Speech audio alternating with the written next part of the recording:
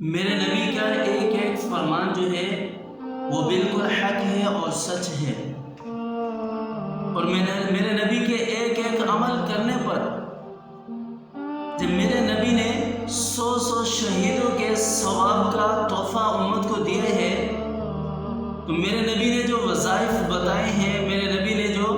رزق کی فراوانی کے لیے جو عمل بتائے ہیں، ان پر عمل کرنے سے ہمیں کیسے رزق نہیں مل سکتا؟ یہ میرا اور آپ کا یقین ہے۔ اگر ہم یقین بنا لیں تو ہمیں بھی اسی طرح ہی رزق کی فراوانی ہمارے رزق کے اندر ہوگی، ہمیں رزق ملے گا جس طرح کے صحابہ کرام کا یقین تھا۔ آج جس وظیفے کے بارے میں، جس عمل کے بارے میں بات کر رہا ہوں، حضرت سفیان ثوری رضی اللہ تعالی عنہ صحابی ہیں، صحابی کا تجربہ کیا ہوا عمل ہے۔ آپ صلی اللہ علیہ وسلم کی حدیث ہے، حضرت عبداللہ ابن عباس رضی اللہ عنہما سے روایت ہے،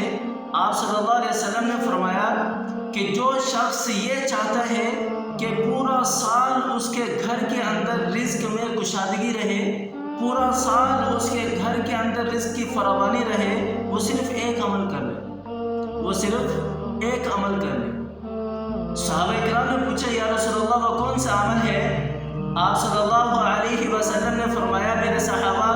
10 محرم الحرام کو اپنے گھر میں، اپنی فیملی ممبر کے لیے اپنے گھر میں رزق کی فراوانی کر دینا، اپنے گھر میں رزق کی کشادگی کر دینا، پورا سال تمہارے گھر کے اندر رزق کی تنگی نہیں آئے گی، رزق کی فراوانی رہے گی، رزق کی کشادگی رہے گی۔ لیکن ایک بات ذہن میں رہے کہ یہ آپ صلی اللہ علیہ وسلم کی حدیث کربلا کے واقعے سے پہلے کی ہے، اس کا تعلق دین کے ساتھ ہے، اس کا تعلق روزے کے ساتھ ہے، اس کا تعلق اسلام کے ساتھ ہے۔ یہ جو ہمارا بنایا ہوا اسلام ہے، اس کا تعلق اس کے ساتھ نہیں ہے،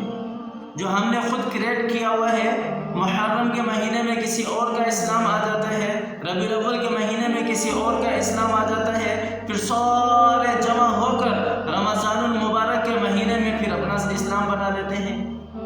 یہ جو آپ صلی اللہ علیہ وسلم کی شریعت ہے، آپ صلی اللہ علیہ وسلم کا جو اسلام ہے، یہ اسی اسلام کی بات ہے۔ یہ کربلا سے کئی سال، کئی ہجری پہلے کی بات ہے، یہ کربلا کے بعد کی بات نہیں ہے۔ اس کا تعلق یعنی کہ شیعہ حضرات کے ساتھ نہیں ہے، اہل تشیع کے ساتھ نہیں ہے، بلکہ اس کا تعلق ڈائریکٹ آپ صلی اللہ علیہ وسلم اور صحابہ کرام سے ہے۔ پھر حضرت سفیان ثوری رضی اللہ تعالی عنہ فرماتے ہیں کہ ہم نے اس کا تجربہ کیا اور اس کو بالکل پرفیکٹ پایا، تو ہم بھی 10 محرم کو گھر میں یہ عمل کریں، اپنی فیملی کے لیے، گھر والوں کے لیے روزہ رکھیں، اور افطاری کے ٹائم پر یعنی کہ رزق کے اندر یہ کھانے پینے کی چیزیں ہیں، اس میں کشادگی لے کر آئے، فراوانی لے کر آئے، سحری میں کشادگی لے کر آئے، فراوانی لے کر آئے، انشاءاللہ ہمارے گھر میں بھی رزق کی کشادگی ہو۔